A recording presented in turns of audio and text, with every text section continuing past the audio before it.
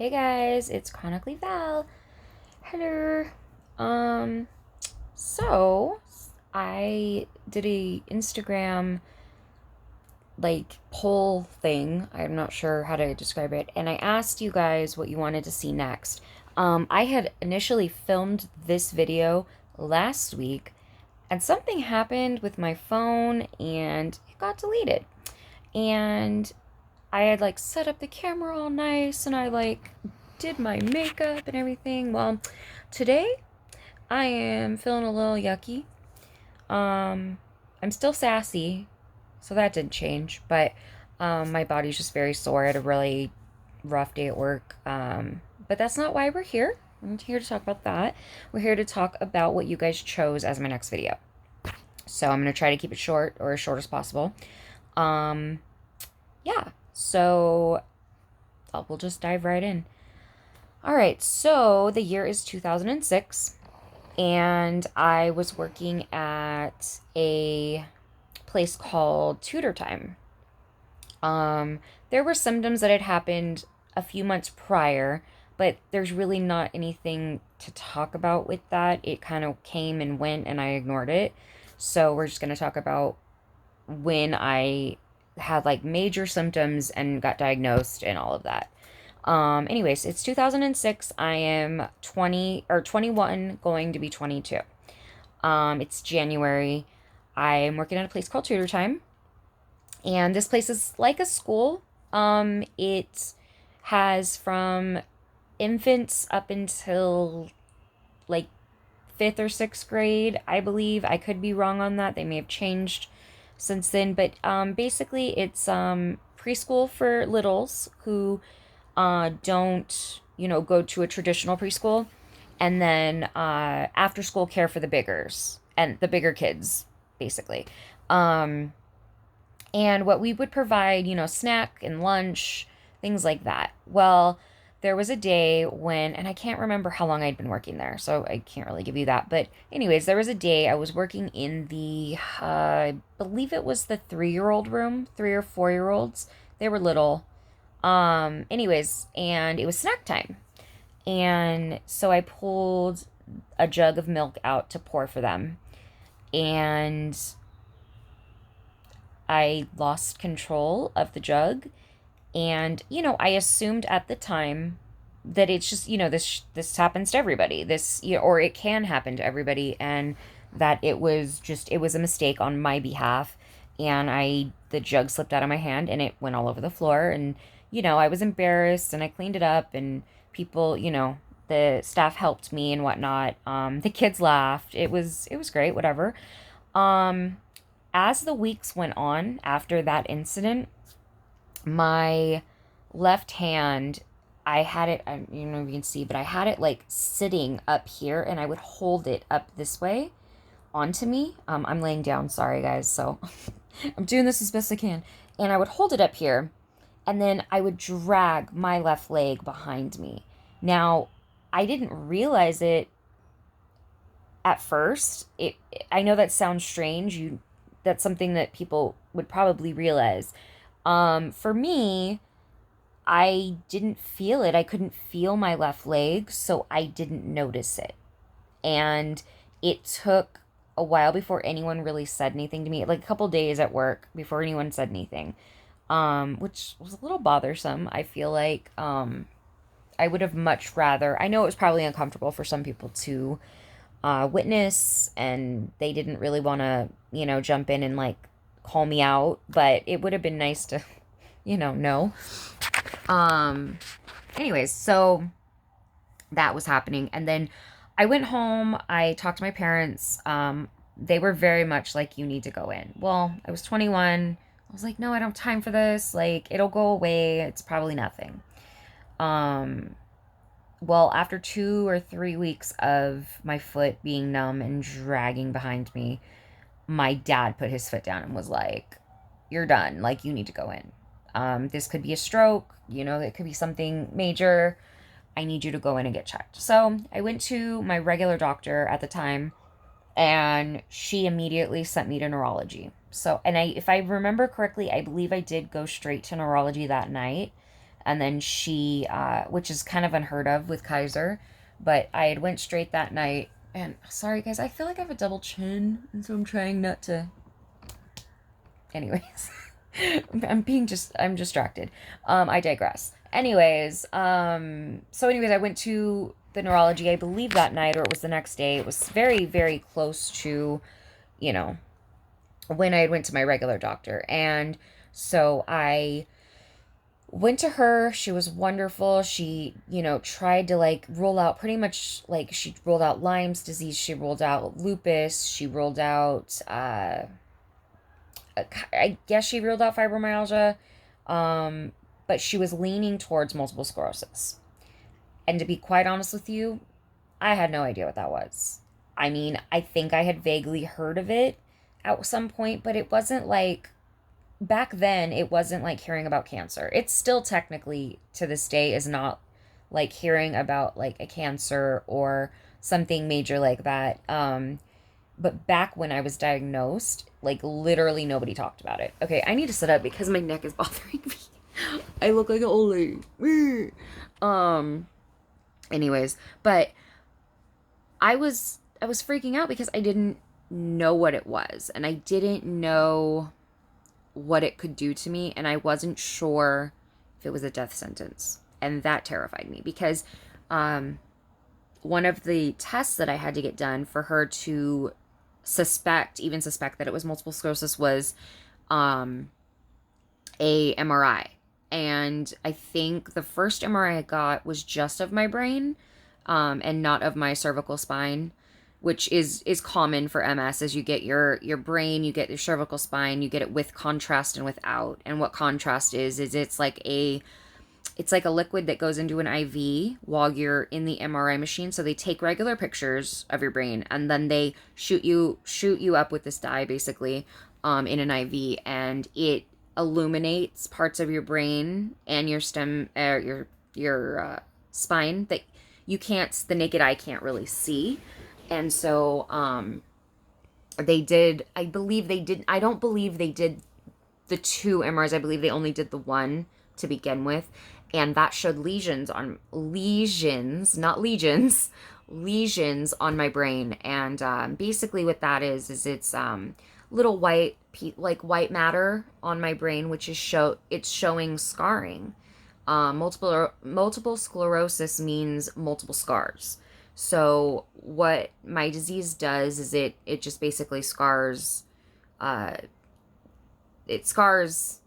nerves, my myelin sheath that is there's a covering called myelin sheath, and it protects your nerves in your nervous system. And basically anytime things are being fired off from my brain to the nerves to tell my hand to do something or my foot to do something, sometimes there's misfires and it creates a scar. So I will do another video that explains exactly what multiple sclerosis is for those of you who do not know. It's still, to this day, I've had it for 12, almost 13 years. No, 13 years. Oh my gosh. Yeah, 13 years, and gonna be 14. And I'm still learning. Science is advancing day by day. There's just a lot of things about this disease that are unknown. Yeah, I think I'm getting completely off topic because the whole part of this was to talk about my story. So we will do a whole nother video about the other things and exactly what MS is. So anyways, the doctor did the MRIs, which is, I believe, where I was at. Doctor did the MRI, found the lesions, and said, we're not sure if they're tumors or if you have MS. And that terrified me again because you have tumors. A lot of people hear tumor, they think death, they think cancer, they think not gonna live ever, ever, ever. And it was a terrible time. I was terrified. I was 21. Yeah, so that was around February when that all took place. Everything went really fast, and I was very lucky that way because some people don't get diagnosed for years.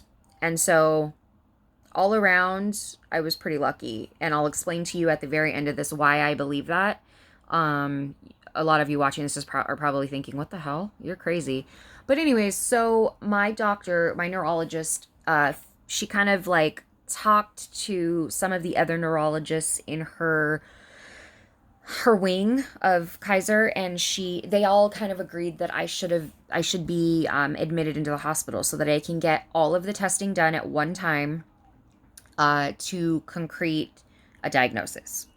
So my parents agreed to it. I agreed to it. I said, cool, let's get this done. Let's get this over with. I want to be able to live my life. Um, and so I was very strong. I was very like, we're good. Everything's going to be great. Um, and so I was admitted. I remember being admitted. I remember getting the spinal tap or lower lumbar puncture, however you want to call it. Um, Not the best feeling, I'm not going to lie. But as long as they numb you, I think the numbing agent and the needle from the numbing, that actually hurts more than the puncture. The bad thing is when you get that, when you have a spinal tap or a lower lumbar puncture, you have to literally stay like completely still. If you move, you can nick your spine and never walk again. Like, it's very, very serious. Like, you have to make sure you are numb so you don't feel it and you don't, oh. And I am bad about that. Like, I have a really bad habit of like jolting if things touch me or, So it was hard, but thankfully my mom was sitting there at the time. I don't remember what season it was, but American Idol was on, so I was watching that as they were doing it, and that was like everything to me. Made me feel so much better. So, um, I got that done. We got extra MRIs done while I was in, got extra blood work done. So they did a full workup for me while I was admitted, and that way they could just get everything finished, concrete the diagnosis, and then be set me on my way, and I could start my therapy and my treatments and all that, whatever the case was. Well, uh like 3 or 4 days later, they got everything that came in. Yes, you have multiple sclerosis. It's 100% that you have it. You have relapsing remitting, and there are 4 different types, which when I do the other video, I will explain that. But as of right now, I'm just doing the story because if not, I'll talk forever. Uh, so got the diagnosis. I ended up going home. I celebrated my 22nd birthday right after getting diagnosed. Was I don't even know if this is worth talking about, but I was with a specific boyfriend at the time who uh, broke up with me because I had the disease. He says that that's not the reason, but you don't break up with someone 3 days after they're diagnosed with something and then say it's not about that. So, it was in bad taste, and I was very needy and not the person I am today. And I kind of like, I lost it. I broke down. And I think a lot of it had to do with the fact that I had just been told that I have a disease and that I wasn't going to walk out of that doctor's office the same person that I walked in it. And that terrified me too. So I was just scared. I had just broken up with a boy that I thought was everything. Um, and, it was just a really rough time. And I remember there was about a month where I just laid in bed and I cried. It was about a month, maybe 3 weeks. And and rightfully so. I was grieving. I didn't I felt like I had lost something. I'd always done theater, I'd always acted, sang, performed, like that was my life. And then I immediately just assumed that because of the MS that I'd be done with that. And it shook me to my core. Well, my mom, being the wonderful person that she is, she walked into my room one day, and I don't remember exactly how everything went, but this is the gist of it. She walked in my room and she said, "You get your ass up and you're going to fight this." And I did. And I think had it not been for her, and it had not been for her persistence and just love, and acceptance and, strength, that I probably would be in a wheelchair. I mean, there's people that I know who were diagnosed at the same time I was, the exact same type of MS that I have, and they gave up and they are in wheelchairs. And I'm not saying that, you know, you have a better mindset, you're never going to be in a wheelchair. That is not what I'm saying. But I do believe that there is a point in time where, not even a point in time, but there is, mind over matter does count for something. And I believe that there are days when I can push myself to do more, and but there are also days where I just can't. Today was one of those days. I was feeling really, really yucky in the morning, and then I pushed myself to go to work, and I got through my day, and you know, it is what it is, and I do what I can when I can, and like I said, I was gonna tell you guys why I'm grateful. It sounds crazy, but this disease has made me a different human. I mean, I was always a kind, empathetic person. I was always, you know, sympathetic, empathetic, you know, to everyone's situations. And I've always been very caring. But there was a time when I used to be like, oh, I'm sick. I can't go. Or, I'm just gonna, you know, I'm just gonna lie back and not do anything because I just don't feel like it.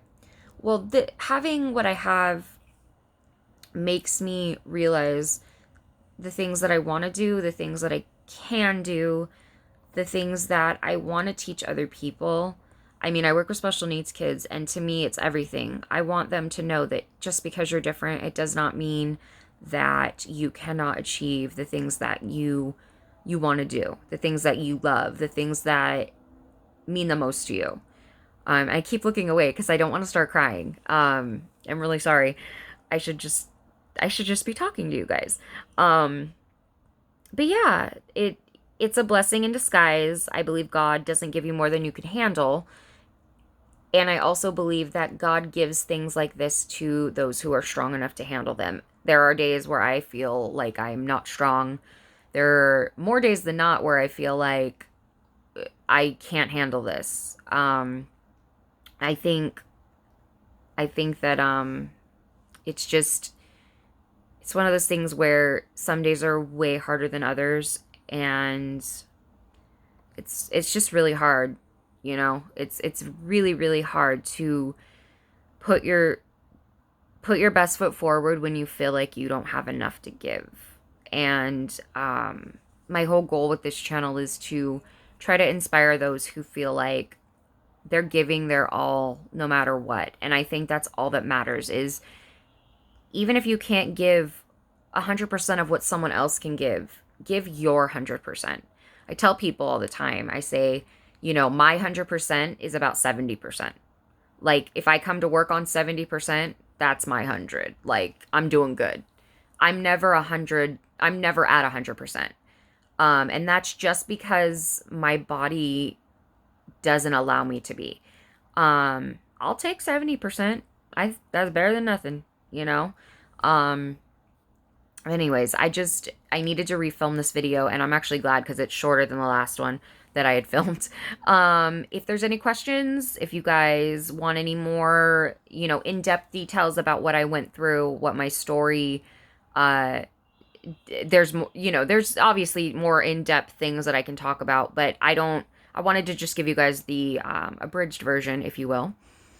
And yeah, so, and then I will definitely make a video of what MS actually is, the different types of MS, and if there's anything else that you guys want, you know, you can just hit me down in the comments, and I will get to it. But I'll probably do another Instagram poll to see what you guys are interested in seeing from me. I hope to do some tutorials, some makeup tutorials. I know a lot of you wanted to see that, but it didn't win. So, since you guys always see me all jacked up, it might be nice to see me pretty for once.